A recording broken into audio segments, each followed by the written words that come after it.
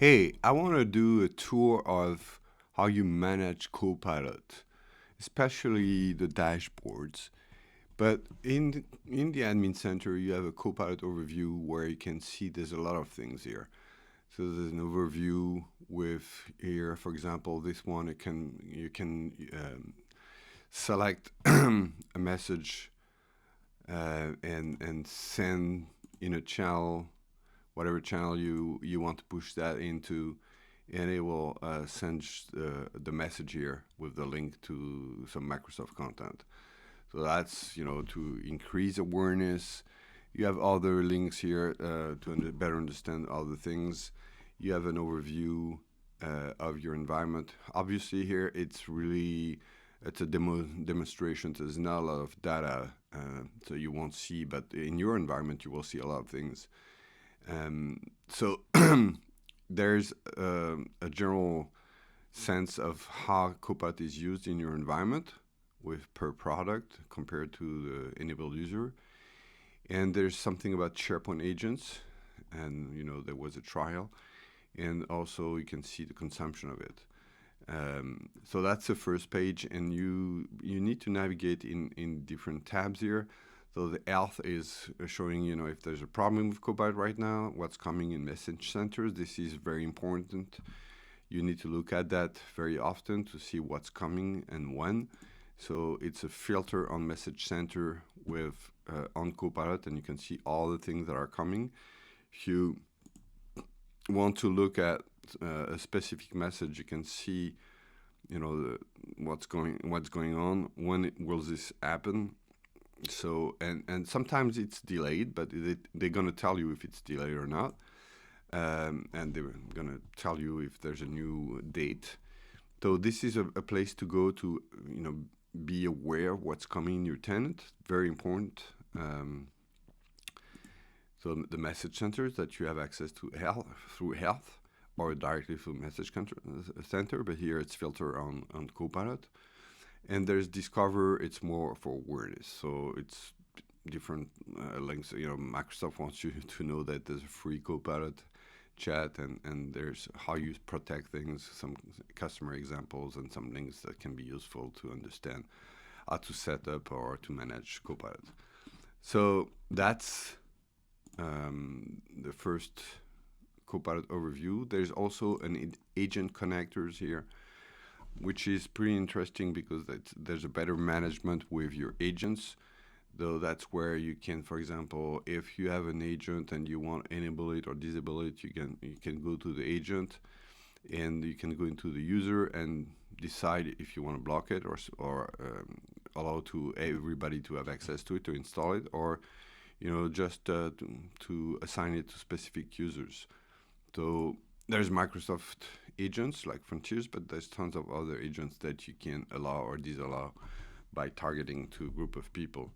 You can filter by agent type. You can see also when people are requesting agents, it's going to show here, and you can approve or deny. So that's a way to manage agents. And also, if you're using pay-as-you-go, the billing of Copilot, that's where it's gonna happen.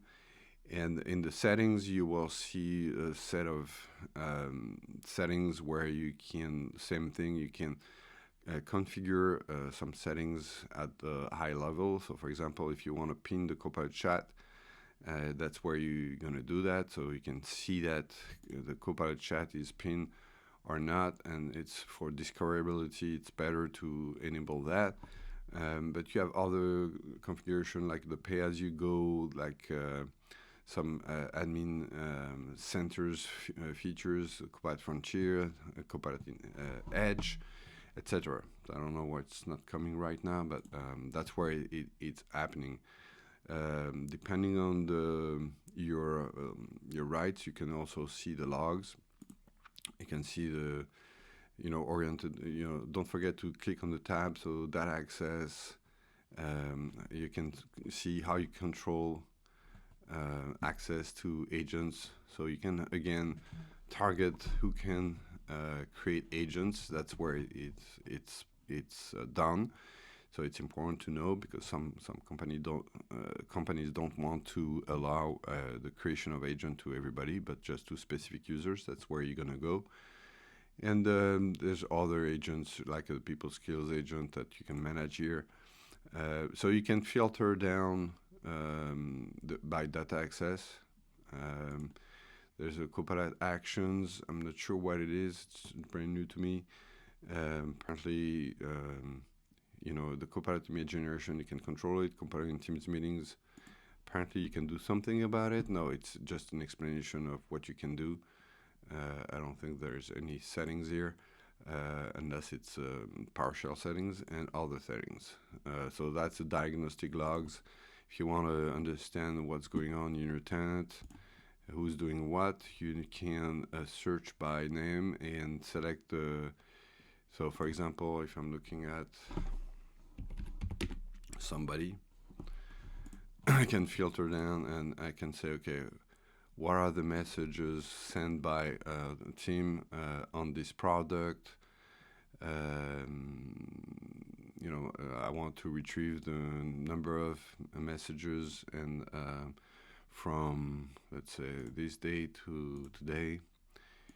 And then it can collect data and show you when he put a thumb up or thumb down. That's how you're gonna find what messages was sent by team. And you can decide if you want to send it to Microsoft or not. So that's where it is. There's all those tools are not available to everybody, depending on your admin rights. I don't know exactly what's enabled to who. I think I'm a global admin here in this environment, so I can see everything. So that's the settings. So coming back to overview, here is a little dashboard. It's not very interesting, but you can deep dive and learn more usage, and that's where you can see things around how they change it. So the Copilot, so there's some information about readiness, and so you can see how it was used, where, and you can see the people, how they use it when. You can see the assigned license, but usage is probably the place where you want to go.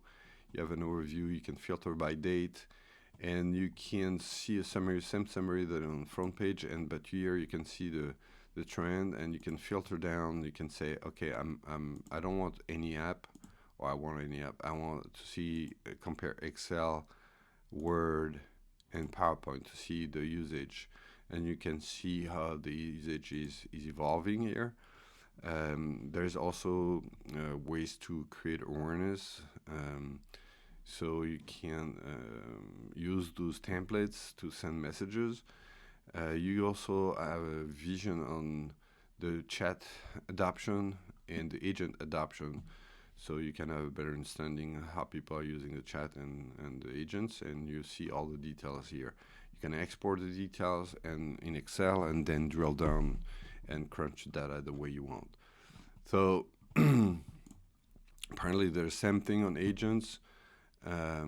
And you have the details on agents with the trends, so you can see how they were used when, and you have the details of apparently, not sure how it can be leveraged, but at least you can see when they were used, not who used it, but some information. There's a more Copilot chat.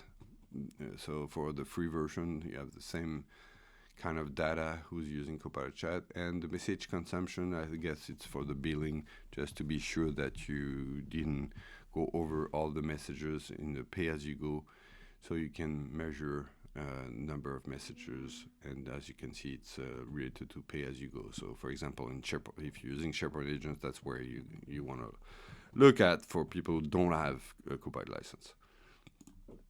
So these are interesting dashboards, especially the one about the usage. I think that's what you should look, and I will recommend to look at this information, how it evolves over time. But as you can see, there's a Copilot dashboard here, and which is in Viva Insight, which is very, very interesting. Even if here you're not going to see a lot of data, so it opens Viva Insights, and I'll show you how to enable that. So if you have 50 license, then you have access to this Copilot dashboard, or if you have Viva Insight license, you have access to this dashboard.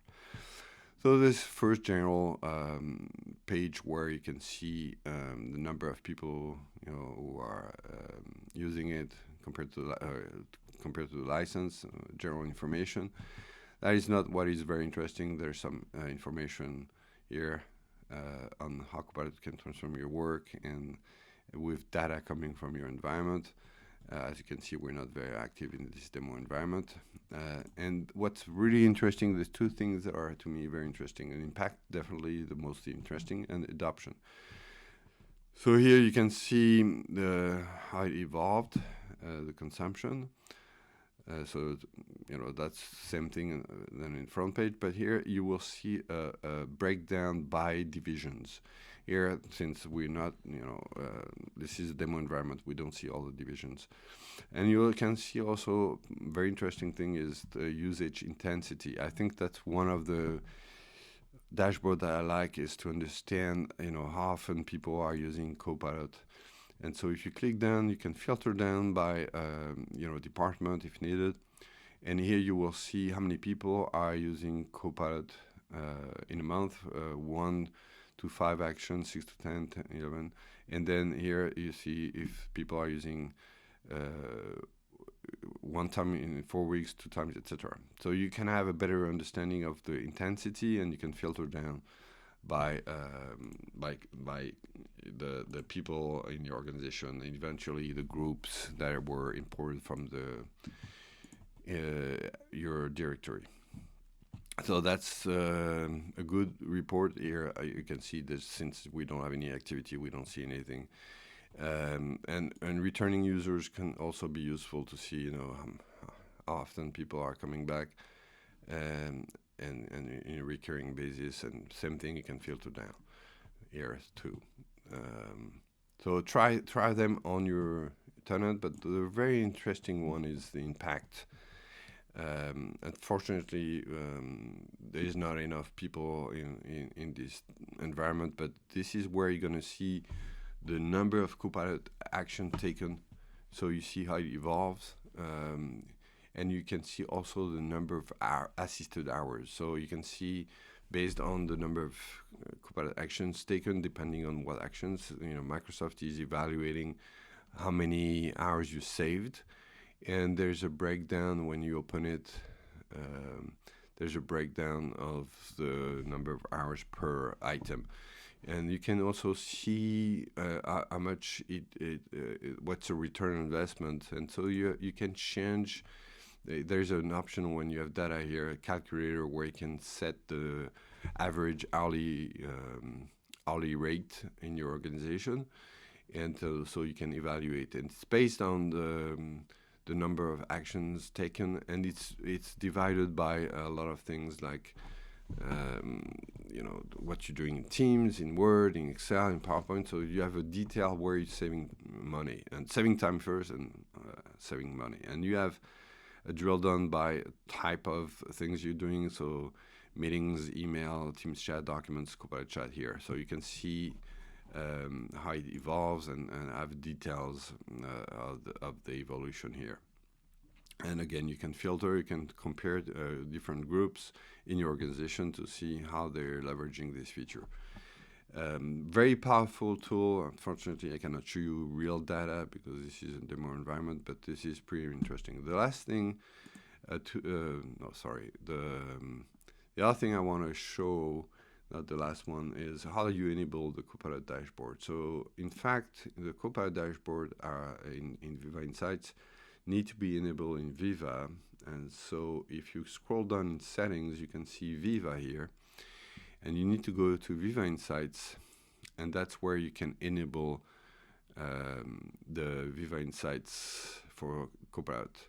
So here you can define the access management, the data management.